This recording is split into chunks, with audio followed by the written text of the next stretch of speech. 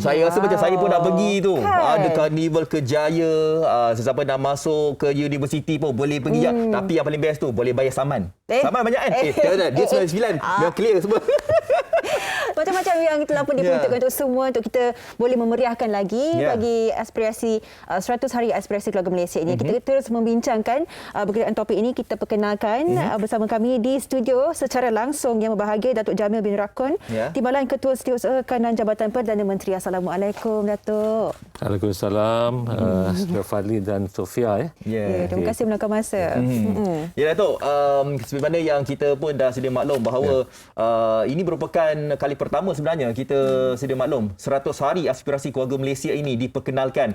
Untuk kita sebagai rakyat ni macam nak tahulah agaknya apakah kita sebagai rakyat boleh menilai sebenarnya kan menteri kita bagaimana kan. Saya rasa ini satu pendekatan yang sangat bagus juga ya, khasnya untuk menteri-menteri kita. Di bawah ada 26 kementerian dan 5 agensi di bawah JPM sendiri. Dan seperti mana tadi pun kita dah lihat ada program yang telah pun disusun atur. Jadi sebagai permulaan ini Datuk boleh kongsikan tentang program 1 Hari Aspirasi Keluarga Malaysia ini sekali lagi, apakah yang menariknya, istimewanya?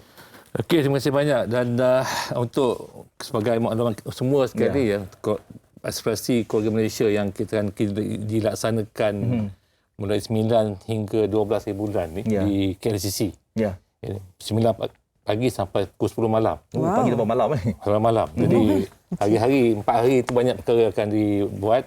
Dan utamanya adalah pencapaian 100 hari pencapaian kabinet lah untuk ditonjolkan, diusahakan dan sebagainya. Dan pelbagai aktiviti telah pun disiapkan di sana untuk dikunjungi oleh semua sekali kita jemput sekali untuk hadir. Dan mungkin dalam tempoh 4 hari itu kita dijangkakanlah dalam 20,000 ke 30,000 akan datang. InsyaAllah. Jadi tentunya aspek SOP akan dijaga dan sebagainya untuk keselamatan kita semua terjaga sudah tentu. SOP yang telah ditetapkan seperti biasalah yang dah berdua sebagainya, dan kawalan akan dibuat di pintu masuk untuk menjaga supaya mereka patuh atas SOP. Dan satu masa pun dihadkan juga pengunjung yang masuk dalam tu. Sebab tu agak luas, ada 2 tingkat, 6 hall yang akan digunakan. Itu aspek yang pentinglah kita tekankan Datuk, kita dimaklumkan berkaitan dengan kad laporan pencapaian 100 Hari Aspirasi Keluarga Malaysia. Bagaimana rakyat pada masa kini ingin tahu, dan setakat ini pada pandangan Datuk sendiri, pencapaian kita sebagai keluarga Malaysia, adakah kita banyak lagi yang perlu dicapai ataupun setakat ini bagus dan menepati apa yang ingin menjadi objektifnya? Kita sedia maklum semasa pelantikan yang Amat Berhormat Datuk Seri Ifan Sabri sebagai Perdana Menteri. Beliau telah menyatakan untuk tempoh 100 hari KPI kepada semua menteri dan kementerian untuk dicapai dalam 1 hari. Itu jangka pendek. Sebenarnya fokus utama yang mungkin dapat dicapai yang berasaskan 3 nilai utama, keterangkuman, kebersamaan, kesyukuran tu. Cuma ini satu peringkat awal yang mungkin untuk 100 hari. Malah projek ataupun program-programnya akan diteruskan sepanjang akan datanglah. Bukan tidak terhad 100 hari saja. Tentunya Jadi antara yang banyak akan ditunjulkan dan berdasarkan kepada KPI kementerian itu sendiri, menteri sendiri sepanjang 100 hari lepas, yang akan cukup tempohnya pada 9 hari bulan ni lah. 10, 11 dan 12 tu adalah tempoh 4 hari untuk pameran ataupun showcase yang ada tu, dan akan bermula pada esok pagi. Dan pelancarannya akan dibuat pada petang esok jam 3 petang. Jadi kita boleh menilai sendirilah kan menteri-menteri kabinet yang telah pun dipilih. Tapi bagi pandangan saya sendiri, so far menteri sekarang ni semuanya okey, tak ada apa-apa masalah, tak ada apa-apa isu yang berbangkit kan. Kita nak beritahu lagi berkaitan dengan program ini, dan program ini sebenarnya harus boleh orang ramai sertai lah kan. Dan saya nak tanyalah kepada Datuk, adakah program ini cuma melibatkan sektor kerajaan, perkhidmatan sahaja ke, ataupun ada lagi apa-apa? Dalam program ni telah diaturkan untuk tempat hari ni ada 4 segmen lah. Boleh saya kata 4 segmen. Satu segmen dah berdasarkan kapsul keluarga Malaysia itu sendiri. Jadi pencapaian telah dicapai berdasarkan 4 sektor utama. Keselamatan, sosial, infrastruktur dan ekonomi. Sektor yang kedua tu adalah yang akan segmen kedua tu adalah untuk kita tujukan kepada program-program keusahawanan. Satu seksi besar, penonjolan keupayaan usahawan kita untuk hari tersebut. Yang ketiga yang melibatkan walaupun fokusnya pada kementerian tadi, tadi usahawan tu mendapati semua public. Yang telah berjaya dengan program-program yang kerajaan laksanakan hari itu. Dan lagi yang seterusnya adalah dari segi penyertaan banyak pihak lah. Dan pada hari esok juga perkhidmatan keseluruhan yang ada, kita ada banyak program-program termasuk sukan, e-game dan sebagainya. Dan untuk career untuk job fair pun ada. Job fair tu ada melibatkan dua institusi utama dalam Kementerian Sumber Manusia yang dengan pekerjaan sebagainya, latihan, semua di situ. Dan yang keempat yang mungkin kalau yang tadilah telah dimaklumkan oleh Fadil tadi, ada untuk saman polis dan JPJ itu mungkin menarik yang mungkin ramai akan datang lah, insya-Allah. Insya-Allah. Datuk, kita melihat begitu banyak aspek dan juga orang kata yang dirangkumkan dalam acara yang hari ini, termasuklah keusahawanan, orang kata bagi belia, e-games, kerjaya dan sebagainya. Jadi mungkin bagi setiap rakyat Malaysia yang ingin mencari orang kata pengisian yang paling sesuai untuk diri mereka, di mana kita boleh dapatkan segala informasi berkenaan aspirasi keluarga Malaysia ini?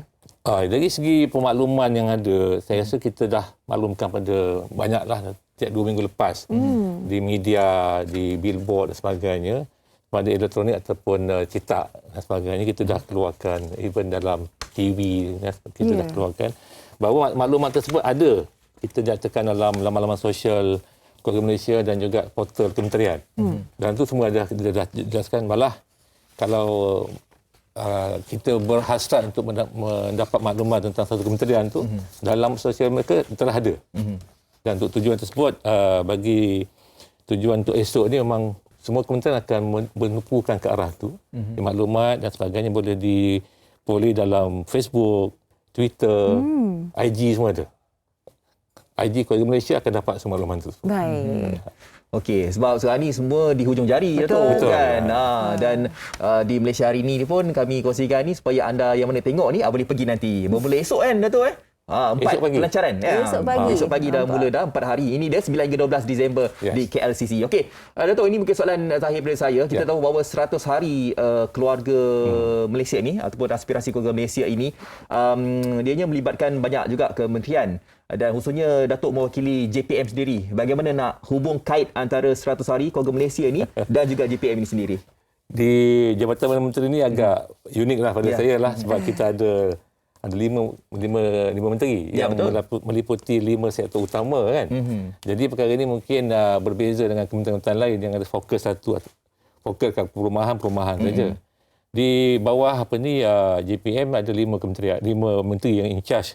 Dan ada satu pada sektor ekonomi, keagamaan, Sabah dan Sarawak, undang-undang, dan satu tugas khas ni memang untuk tujuan yang lain dah.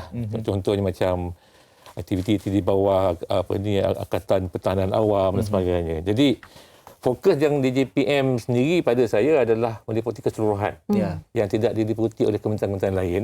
Jadi kita akan tunjukkan pencapaian ataupun kita punya aktiviti yang ada sepanjang tempoh 100 hari dulu, dan program-program utama tersebut telah pun dinilai dalam sesi bersama BPM sendirilah, KPI kementerian dan sebagainya. Jadi bagi JPM sendiri, kita 5 menteri, ada 5 fokus yang berbeza. Okay. Jadi dia agak sikit lain lah daripada kementerian lain tu. Dia lebih fokus di situ. Betul. Sebagai kata-kata akhir lah, secara ringkasnya, Datuk berkenaan memanggil orang ramai, kita semua rakyat Malaysia untuk sama-sama menjayakan 100 hari aspirasi keluarga Malaysia ni. Silakan, Datuk. Okey, saya bagi pihak jawatankuasa induk yang melaksanakan urusan tersebut, kita menjemputlah semua pihak yang dapat ada ke lapangan esok sehingga hari Ahad akan datang. Hari Ahad insya-Allah akan ditamatkan petang 6 esok, lusa dan hari Sabtu sehingga jam 10 malam. Malah program-program keagamaan pun akan ada semua. Dan pada siang hari dan dalam masa 3-4 hari ini, siapa yang ada masalah tentang pekerjaan, kaunseling ataupun pandangan untuk latihan, semua ada di sana. So, sila datang ke KLCC mulai jam 9 pagi esok sampailah hari Ahad jam 6 petang. Ya, okey. Jadi anda kena ambil kesempatan ini. Inilah masanya untuk anda bersama dengan agensi-agensi kerajaan kan, untuk anda mendapat pelbagai informasi berguna, dan yang nak cari kerja boleh, nak masuk U boleh, macam-macam boleh. Ni yang budak-budak muda e-game pun ada juga. Betul. Kita merangkumi semualah, setiap lapisan rakyat Malaysia akan orang kata disantuni dalam acara ini. Jadi ucapkan terima kasih kepada Yang Berbahagia Datuk Jamil bin Rakon, Timbalan Ketua Setiausaha Kanan Jabatan Perdana Menteri, sedia meluangkan masa datang ke Set Malaysia hari ini. Terima kasih.